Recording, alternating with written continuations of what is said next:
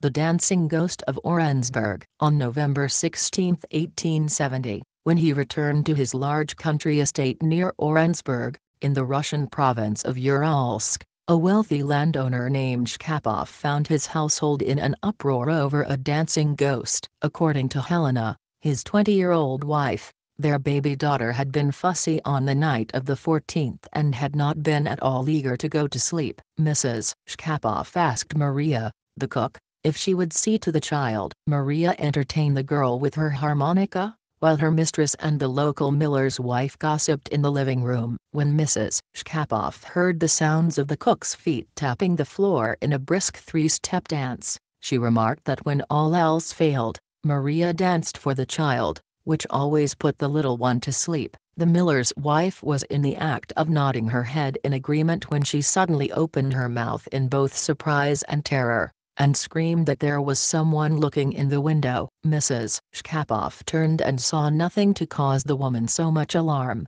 The miller's wife was visibly shaken and disturbed and said that she thought that she had seen a horrid face looking in at them. Mrs. Shchapoff assured her that it was probably only a shadow of some sort. The awkward moment was interrupted as Maria entered the room and told her mistress that her child was now sound asleep. Mrs. Shchapoff thanked the cook and dismissed her for the evening. A few minutes later, as the two women sat chatting, the miller's wife once again claimed that she saw something at the window. Mrs. Shchapoff rose from her chair to investigate, but she was halted in her journey to the window by the sound of an uproar in the attic above their heads. At first it seemed to be a flurry of wild rappings that had the two women staring at one another in wide-eyed confusion. Then the pace of the sounds slowed until they began to sound like the three-step Maria had been dancing for the child. Mrs. Shchapoff was perplexed. What was that silly woman doing up in the attic? Did she never get her fill of dancing?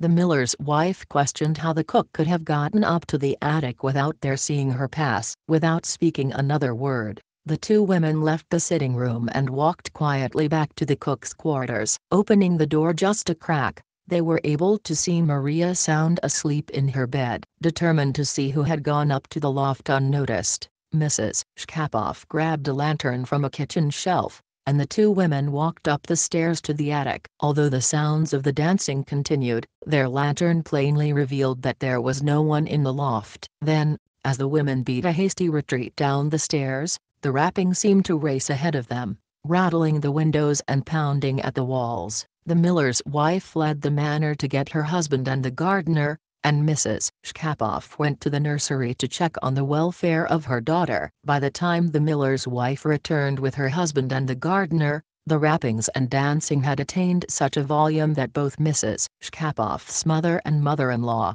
as well as Maria, had been awakened by the racket. The two men searched the house and the grounds and found nothing that could explain the bizarre disturbance, which continued until dawn. At 10 p.m. the next evening, the dancing ghost once again began its spirited interpretation of the three-step. The Shchapoff's servants patrolled the house and the grounds but could find no trace of the invisible dancer, who continued to perform and to evade the searchers until dawn. When Mr. Shchapoff returned that next afternoon from his business trip, he scoffed at his young wife's account and jokingly accused her of getting into his brandy while he had been away. Shchapoff was a no-nonsense landowner who had little patience with superstitious folk tales and accounts of ghosts, dancing or otherwise. He grew very impatient when his mother and mother-in-law warned him that something supernatural had visited the house in his absence, substantiating Helena's story of a dancing ghost. In a gruff and irritated manner,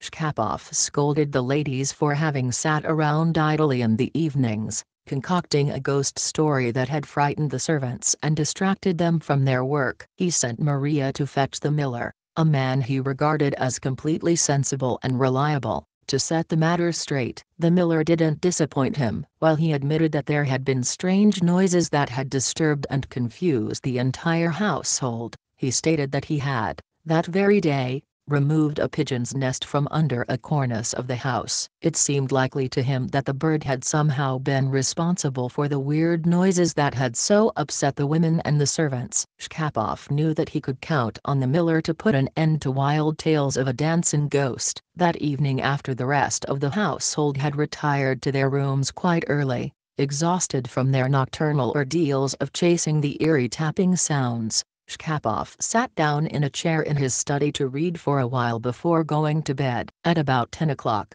he was distracted by scratching noises from above his head. Thinking at first that the pesky pigeon had come back to roost under the cornice, he became puzzled when he listened more closely to the sounds. He soon realized the sounds were not those of an animal, rather it sounded as though someone in the room above him was dancing a three-step. Believing that Helena was having a bit of fun with him, Shchapoff put down his book and began climbing quietly up the stairs to his wife's room. He stood outside the door for a moment to be certain that he had accurately traced the sound of the dancing. Then, convinced that there was no doubt that the sounds were coming from Helena's room, he pushed open the door and stood ready to deliver a stern lecture to his young wife. She lay in her bed, her eyelids closed, in deep sleep. The sounds of dancing had ceased the moment that he had opened the door. There was something strange going on here. Confused and more than a little baffled, Shchapoff started to close the door when a series of rappings sounded from above his wife's bed. He walked quietly to the wall, thinking he might catch a hidden prankster in the act of hammering on the bedstead. Just as he bent to listen more carefully to the noises, a rap sounded with such force next to his car that it nearly deafened him. His wife sat up in bed, screaming in shock and fear. She calmed when she saw her husband standing near her bedside. "What was that?" she demanded. "Did you hear it?"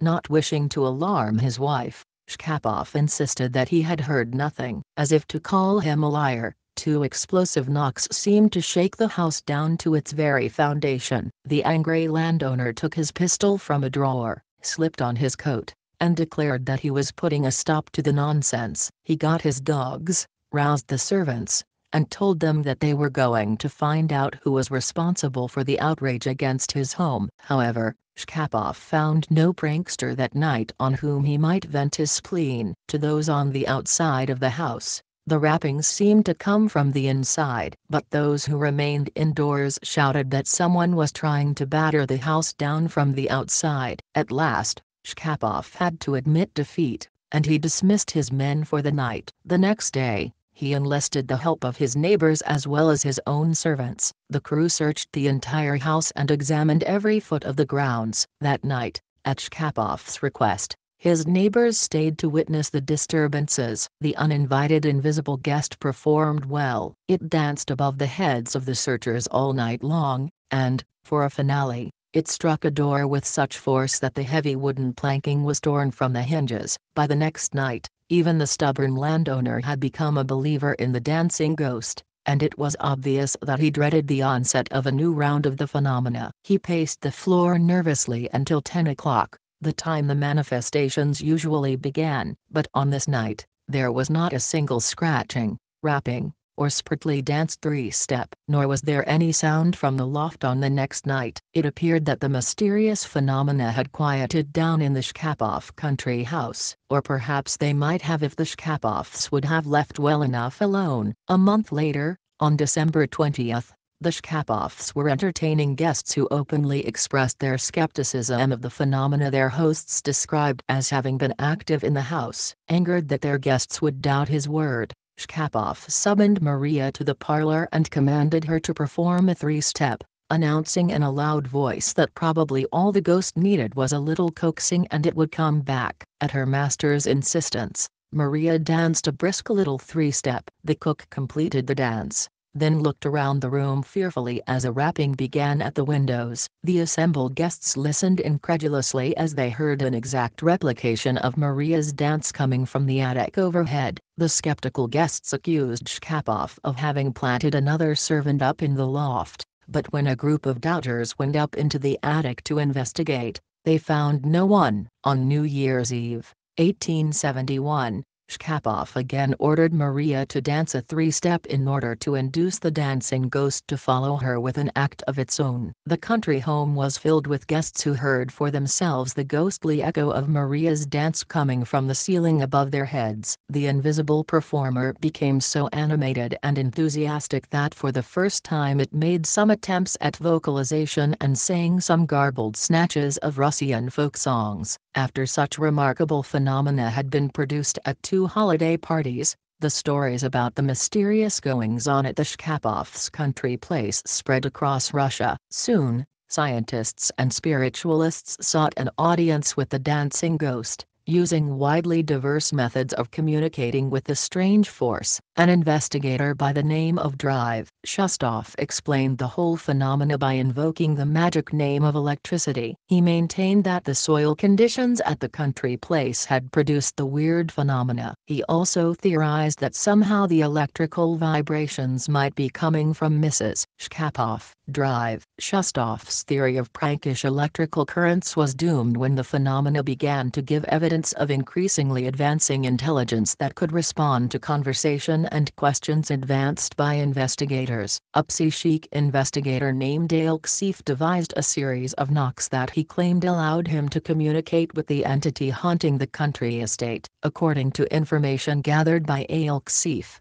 Mr. Shchapoff had been cursed by the servant of a neighboring miller. For whatever reason, this angry servant so despised Shchapoff that he had maliciously set a devil on the wealthy landowner. The provincial governor, General Vervkin, appointed a group of individuals to be the official investigators of the disturbances that plagued the Shchapoff estate. The team included Mr. Akutin, an engineer, the aforementioned Shchapoff, an electrical theorist, and Mr. Savik, a magazine editor. This committee eventually decided that Mrs. Shchapoff had been producing the so-called supernatural effects by means of trickery, and Mr. Shchapoff received a sharply worded letter from the governor, warning him not to allow his wife to produce the phenomena again. In spite of the governor's demands, the violence of the disturbances at the Shchapoff estate continued to increase. The ghost had acquired incendiary abilities, and Helena Shchapoff was the one who bore the brunt of the attacks. Balls of fire circled the house and bounced against the windows of her room,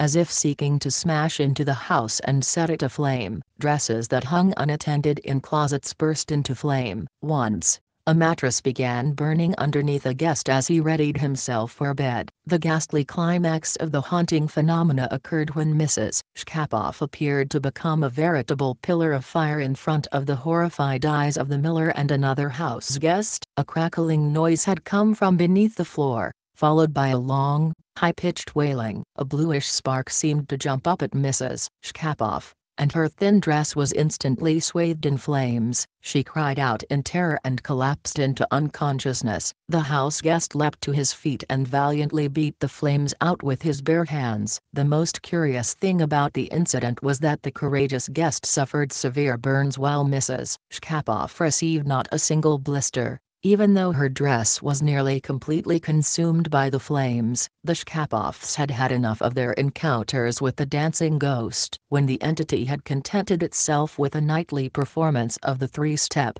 it had merely been a noisy nuisance. Now it had become a vicious terror, quite capable of dealing out fiery destruction. Mr. Shchapoff closed up his country place and made arrangements for a permanent move to the city of Lutsk. The phenomena ceased at once after the Shchapoffs had taken up residence in their town place. Although Helena Shchapoff recovered the health that had been rapidly waning under the onslaughts of the ghost, she died in childbirth 8 years after their move. The Orensburg haunting is an unusual case in many ways. Perhaps, as some have theorized, there actually was a curse levied on Mr. Shchapoff by a disgruntled servant of a neighboring miller. The projected hatred of such an individual may somehow have intensified what had begun as rather ordinary haunting phenomena. For example, the face at the window, the imitation of the cooks dancing, the raps on the walls, and transformed them in a force of malicious evil.